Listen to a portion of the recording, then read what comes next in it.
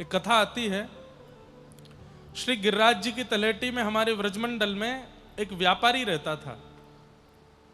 वो श्रीनाथ जी के दर्शन मंदिर कभी नहीं जाता था, लेकिन उसको पता चल गया था कि लोग बाग खूब भक्त हैं, तो मंदिर से कोई भी व्यक्ति आता था तो उससे पूछ लेता था आज भगवान का श्रृंगार कैसा है, तो कहते नीले वस्त्र हैं, मोतियों की माला है, ऐसी पाग है, ऐसे कुंडल हैं, ऐसे कड़ूले हैं।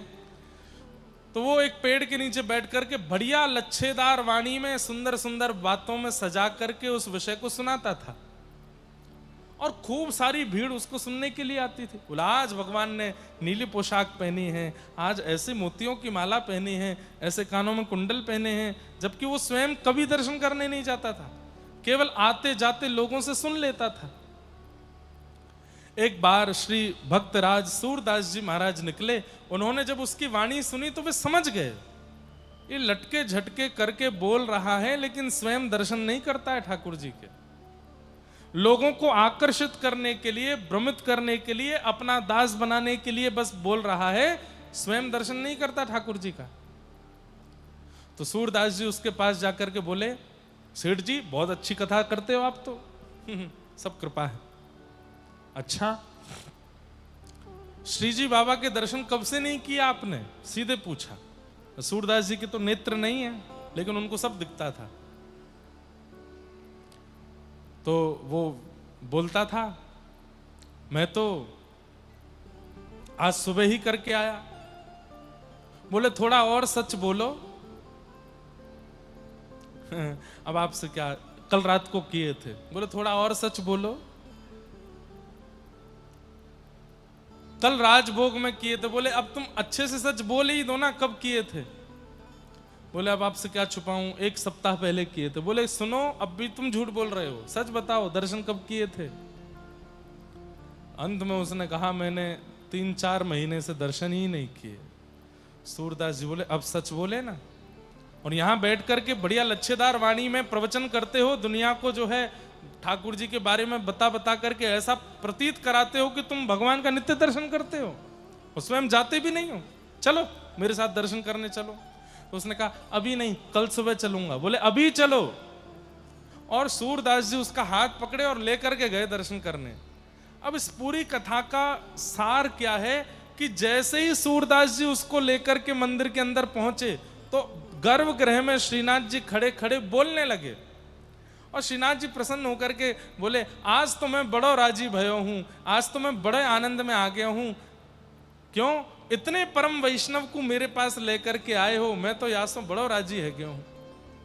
तो सूरदास जी बोले जय जय, ये तो आपके दर्शन करवे भी ना आवे, ये तो आपको निहारवे भी नहीं आवे, और ऐसे के मंदिर में आवे पे आप इतने प्रसन्न रह रहे हो और बढ़ावा दे रहे हो वाकू।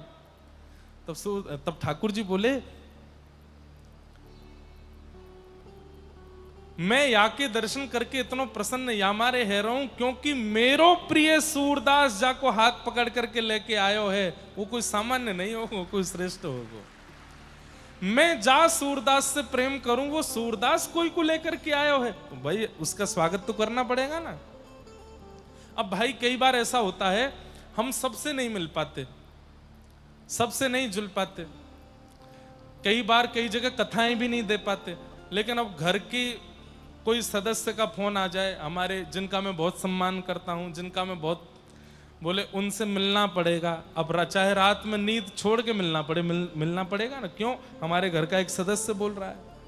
या फिर कई बार मेरे क्लासमेट हैं जो मेरे संग पढ़े हैं, वो कभी कभी फोन करते हैं, बोले भैया हमारा एक फ्रेंड है वहां रहता है कटक में, उससे एक बार मिल लो।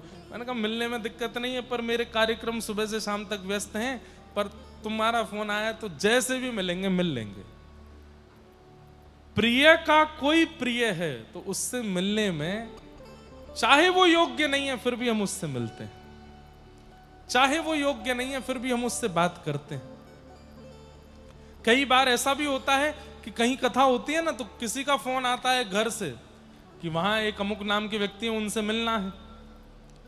अब वो व्यक्ति ना तो कथा में आता है, वो व्यक्ति ना तो हमसे स्वयं पर्सनली मिलने आता है, वो व्यक्ति ना भीड़ भाड़ में आता है, बस वो बड़ी बड़ी जैक लगा के कि हमसे मिलें हमसे मिलें। और फिर नगर के लोगों से पता चलता है कि वो तो भजन भी नहीं करता, कथाओं में भी नहीं जाता, किसी संत महापुरुष का कभी सम्मान भी नहीं करता, वैष्णव संग भी नहीं करता, लेकिन अब उसने कहीं से फोन करवाया है, अयोग्य है।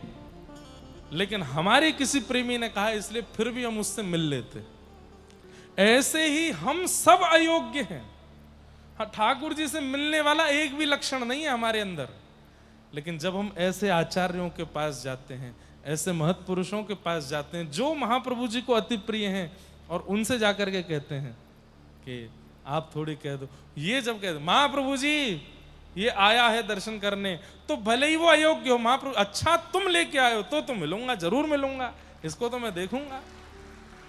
इसीलिए मैं आज्ञा दिया करता हूं कथाओं में कि जगन्नाथ दर्शन करने जब भी जाओ, अकेले जाओ अच्छी बात है, परिवार के साथ जाओ बहुत अच्छी बात है, लेकिन यदि किसी वैष्णव के साथ जा सको तो उसमें भलाई है, क्योंकि उसको तो महाप्रभु जी देखते ही हैं, और जब उसके पीछे हम खड़े हो जाते हैं तो महाप्रभु जी की दृष्टि हम पर भी पड़ जाती है।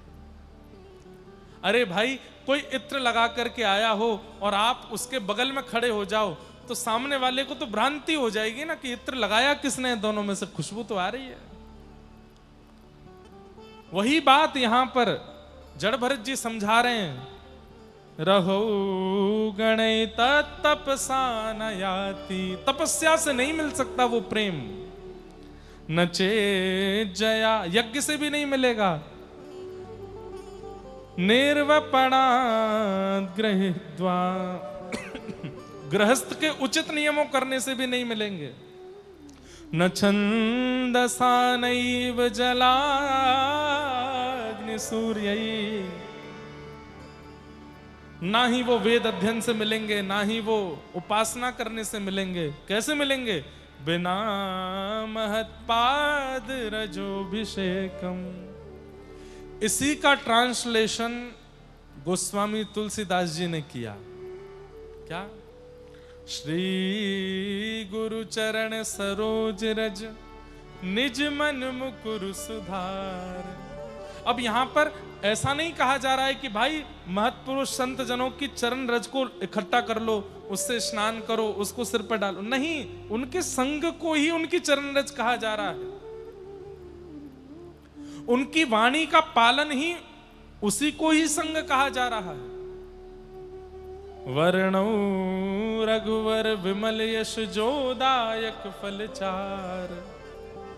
गोस्वामी तुलसीदास जी ये बात अपने लिए कह रहे हैं कि मेरी सामर्थ्य नहीं है, गुरुजनों की कृपा से मैं अपनी मन बुद्धि को पवित्र करके राघव जी का सुंदर चरित्र लिख रहा हूं। बुद्धिहीन तनु जान के सुमिरौ पवन कुमार। मैं बुद्धिहीन हूं ऐसा मान करके हे हनुमान जी महाराज आप मुझ पर कृपा करना। बल बुद्धि विद्या देहु मोहे हरऊं कलेश विकार। कभी ना अवसर मिले, जितने युवा बैठे हैं यहां पर मेरी बात बहुत ध्यान से सुनना, कभी अवसर मिले तो हनुमान चालीसा का पाठ मत कीजिएगा, एक एक चौपाई पढ़ के उसका अर्थ देखिएगा, इसलिए लिखा क्या है, इसका भाव क्या है, यहाँ गोस्वामी जी कहना क्या चाह रहे हैं। इतना आनंद आएगा आपको, आप कहेंगे कि भाई मैं 25 वर्ष का हो गया हनुमान चालीसा करते करते, लेकिन जो सुख अर्थ पढ़ के हनुमान चालीसा आप हनुमान चालीसा करेंगे नेत्रों से आंसू गिरने लगेगा, ऐसी है हनुमान चालीसा। तो बिना महत पाद रजोभिषेकम, बिना महत जनों की कृपा के प्रेम प्राप्त नहीं होगा, प्रेम की प्राप्ति नहीं हो सकती।